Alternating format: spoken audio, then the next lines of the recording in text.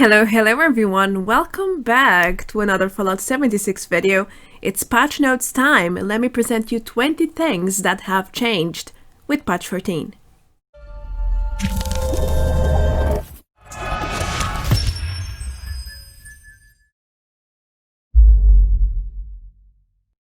Patch 14 came live about a week ago and a lot of new content was introduced.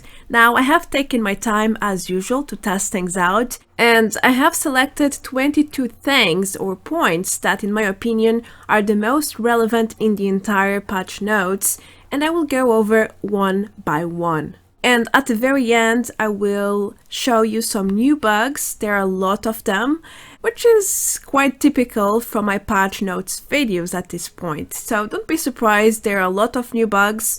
And if you really think Fallout 76 is getting better in the bug department, then I really advise you to watch this part because you can draw your own conclusions. I don't want to influence you there. I'm just adding this extra to allow people to see what I experienced. It doesn't necessarily mean that everyone is experiencing the same. It just means exactly what you see. There are new bugs, some people like me experience them, others not so much.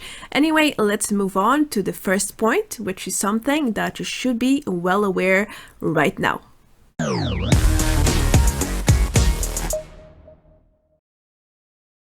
For me, this was the #1 change because we were waiting for public events to be more common after patch 13. I couldn't really find events at all, servers were deserted, and events like One Violent Night and Runyon Fever were like a rare diamond, you know, I could never find them. And now with this change, the cooldowns were reduced, therefore you can find public events more often. So we are slowly returning to how things used to be before patch 13. That's great, and now I no longer have to server jump and get super frustrated because I simply couldn't find public events. Now it's a little bit different, and that's always a plus. One of the very first things I noticed with patch 14 is that SCORCHEBEASTS can now be legendary. Before that wasn't in-game. Now you can find them as a legendary boss from 1 star to 3 stars, at least I haven't found any without stars. I mean, maybe there are SCORCHEBEASTS with no stars as well, just like any other enemy, but so far I haven't seen a single one. You should head to Fisher Sides if you want to find a legendary SCORCHEBEAST, because that's normally where they spawn. There you go, you have one more enemy to farm legendary items now. That's pretty handy, I would say.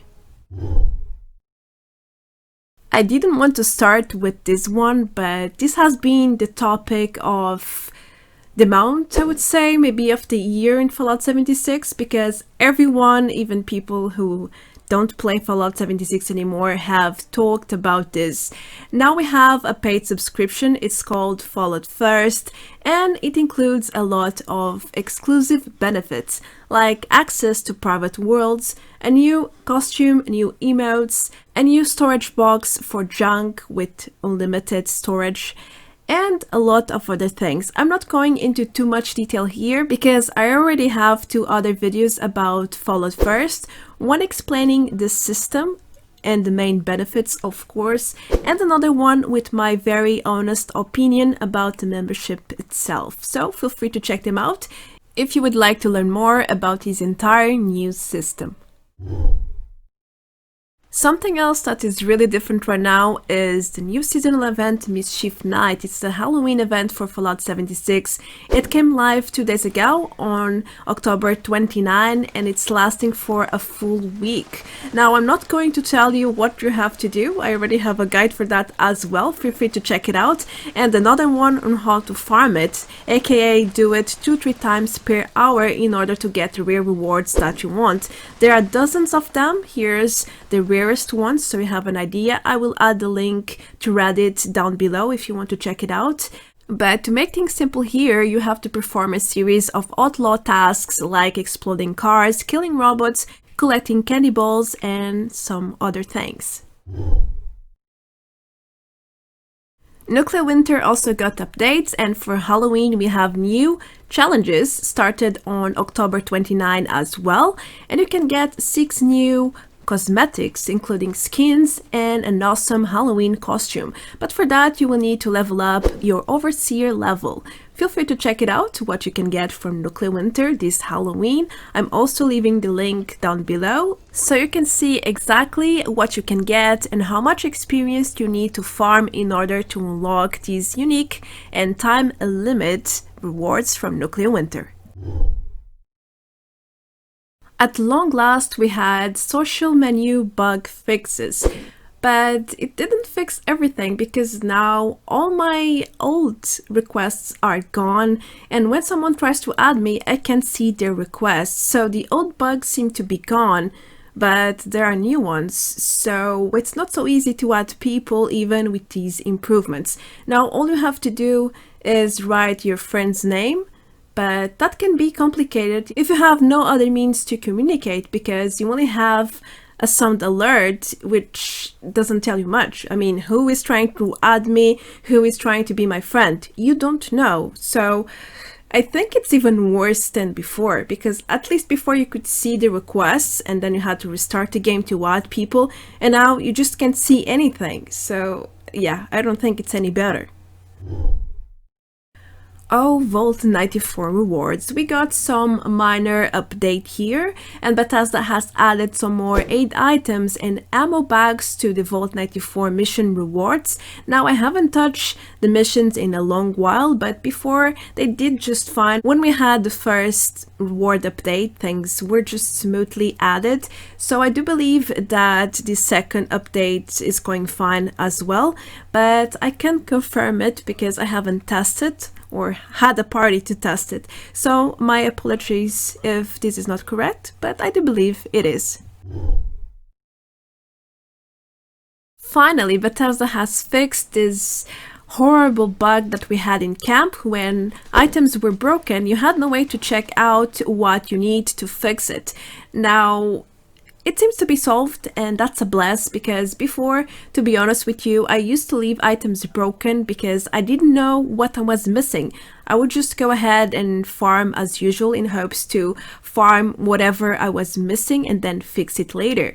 I don't have to do this anymore, and that's such a relief. Something else that has really changed is the weight reduction for certain items that you can add to display cases, such as bobbleheads, magazines, and teddy bears. With the last one, teddy bears were all 1 LB before, and now depending on the bear, they can be 0.5 or 0.75. Bobbleheads was the biggest change. They were moved from 1 LB to 0.01. Magazines also changed from 0.5 LB to 0.01. So make sure to stack up your display cases. It's much easier now. It seems like legendary melee weapons weren't working as intended, at least when it comes to the legendary effects. The third one seemed to be kinda bugged, and now Bethesda has fixed it. When they drop by enemies, you will now see effects like +1 strength, +1 endurance, 15% less damage while blocking, and 40% less damage while power attacking. Before, the stats were hardly displaying. It was not intended. It's now fixed, and I can confirm it because I have looted a few melee weapons with these stats, and it seems to be working just like Bethesda wanted. When I saw this point, I was utterly happy because I was waiting for this option for so long. If you play Nuclear Winter, you know what I'm talking about. When you are in queue waiting for a match, you can't lower the game sound. So usually I would have to either mute the game or lower the sound in the main volume in Windows. That's bothersome, that's far from being convenient, but now we have a main menu music option which allows you to increase or decrease the bar as you please. Thank you, Bethesda, it's highly appreciated, at least from my end. Something else that came to my attention is the fact that you no longer can share or trade premium armor pieces. It was an exploit where people could simply trade, for example, Strangler Heart power armor pieces, even though you're not supposed to do anything with it, like drop, sell, trade, and so on. You could also do the same for Nuclear Winter skins and I think Atomic Shop skins. Now this exploit has been fixed and you can no longer trade these power armor pieces. That's great because for the Strangler Heart at least, it's so difficult to get it in a legit way, so having that exploit in game was really breaking the balance of things. Talking about Halloween, we have some small changes in the Atomic Shop. For instance, the music has changed, is now related to Halloween, and the confirmation button got reworked. As you can see, now there is a golden glowing border around the confirmation and the value of it as well. We've got some new items and bundles in store as well, but hey, that's every week they do that, so it's not exactly news. It's like news, but no news. You get my point. Ladies and gentlemen, you can now skin your paper bag. You can choose between guts or a graveyard symbol, sort of like a tombstone, and you can either choose to add it to your grave when you are dead or to your loot bag when you drop junk items, for example. You have these choices in the Atomic Shop when you get one of these two skins right now, and it does work. I tested it several times, it works perfectly, but be aware that there is a new bug in game where you might be unable to pick up your junk loot, but that happens with the skin or without the skin, so don't worry. If it has to happen, I guess it will. Do you remember the controversial refrigerator that came out a while ago? Well, you can now add more food types to it, like primal meat, which you couldn't before during Meat Week. It was super frustrating. And also other foods like tatos or even yaguai ribs and wolf ribs. For some reason, you weren't able to add them before. Not sure why. They are food, it's meat and veggies. You should be able to add all of them here. At least they have expanded the list a little bit. I'm not sure if every food is in this list yet, but at least it is a little bit bigger now. For a long while, energy weapons were a problem for dead enemies. Why? Because whenever there was an ash pile or a goo pile on the floor, enemies wouldn't really respawn, which would be an issue for highly populated areas to farm legendary bosses like White Spring or West Tech, and now Bethesda has fixed this issue. Therefore, you can use your energy weapons at ease, because enemies will now normally respawn, but not everything seems to be fully optimized, because right here you can see a stuck enemy, and it seems like the old bug is just not happening as often, but maybe it is still there. Another bug that is far from being fixed is the singing enemies bug. Bethesda has claimed to fix this, but guys, it is clearly not fixed. So this was before patch 14, and you could see enemies basically inside the map, upside down. I also saw this with Scorch before, and after patch 14, I have been seeing the same. This is a clear example. It's a little bit worse because the enemy, in this case a gulper again, is deformed. It's like the texture is not rendering properly. It looks like an aberration, like this is beyond the monster. It's yeah, evolution in game. And there's also gulpers inside the map. In the same spot I found these two bugs. So yeah, it is clearly not fixed. Bethesda, you have some work to do here. Moving on to Nuclear Winter, there were some major updates here. For example, the loot system has been changed. You can now see weapons and items based on rarity. There are different colors. where white is the most common item and purple and orange are the strongest items in game. Now this only shows up in the small loot and preview boxes. When you move on to your full inventory in both views, you won't be able to see any colors. What a shame, but still it helps you playing in Nuclear Winter. New melee weapons were also added to the Nuclear Winter mode. You now have pole hooks and super sledges inside the large container supply crates, the orange ones. As you can see, for example, here, the super sledge is super strong and is labeled as purple, one of the strongest colors in game right now. The favorite bar or menu has been reworked, and you can now see the main effects that you have in your character, like mutations, buffs, and so on, which is extremely helpful because you no longer have to open your Pip-Boy and then check effects to understand, for example, what bubblehead you have on and what's the effect of a certain buff. You also have a new preview inventory when you are looting, which is even more helpful because it gives you an idea of what you already have in your inventory. Another major change in Nuclear Winter is the Stealth Boy. The duration was reduced to 20 seconds only, and when you attack something, whether it's an enemy or an NPC, you will reveal yourself. You no longer will have stealth if you attack anything that is hostile to you. Keep that in mind and prepare your attack with a lot of strategy and precision because you will no longer be stealthy when you do so.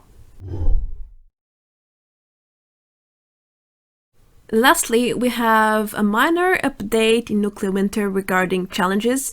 When you get there, you will no longer see all the adventure mode challenges. It's only Nuclear Winter, which makes proper sense. If you are in Nuclear Winter mode, you should only be able to see the challenges for this mode. I mean, you can't attempt to try to do any other type of challenges. So there you go. Now you know what's going on in this part. We are now done with the patch notes highlights, but as usual, I'm going to present you some brand new bugs that came out with patch 14. Let's start with dead ones. There are a couple of worrisome new ones. For example, here I died, my body flew away, and I was not able to respawn. It just doesn't let me.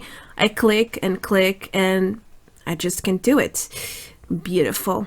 Restarting is the only option for that bug. Another bug is this one where I died and it was like I was over encumbered, except I was not. I couldn't respawn anywhere as well. Pretty funny. What about this one? I used my VAT system and everything is gone. Sound and graphics simply disappeared. All I could see was my interface. I'm sure you can guess what's the solution for this one too. In here, I was sleeping in my teammate's tent and then he despawned. And look what happened. I was ready to take some beautiful cinematics. Oh yeah, I got access to a brand and exclusive camera feature, which is the flickering type. It goes round and round, upside down, it flickers, it shakes, and it doesn't stop, ever. It keeps on going until you do the same thing. You know, it's the only solution for all of these bugs. Close it. Yep, you have to restart the game. There is no way around it. Also, I found this strange scenario today where something was shooting and then it rubber band me to the spawn again, and don't ask me, I have no idea what was that. Also, bugged enemies are more and more frequent now, just like this glowing one or these cool. Oh man, this past week has been rich in bugs. Even my power armor couldn't escape. Look at that jetpack. What is that? And no, it didn't work. I had to re-enter my power armor for it to work. Also, there are twins sometimes. It's creepy as hell. Gladly, it's Halloween time. and queens might spawn without stars. This happened in a private server, and this person said it happened multiple times and it's not due to lag. I can only guess it is a brand new bug as well, since I have never heard of this before. Even in nuclear winter, things can get ugly. When you go down, your HP bar in the team interface is normal, like you are alive and running, except you're not. You are bleeding out and nobody in your team can know about it unless they have direct visuals with you. What a shame, this can really get you killed. That's enough bugs for a long while, I would say. Also, that's everything I have for you guys today. These are the 22 highlights I got from Patch 14 notes. I hope you guys enjoyed it and that you are a little bit more informed than you were before. What did you find out that you didn't know yet? Do let me know in the comment section below. Also, do let me tell you that my Halloween event is still going until November the 3rd, so feel free to join my Discord and participate. All the details are there. Basically, all you have to do is submit your best Halloween screenshot and earn your chance to get some really great prizes.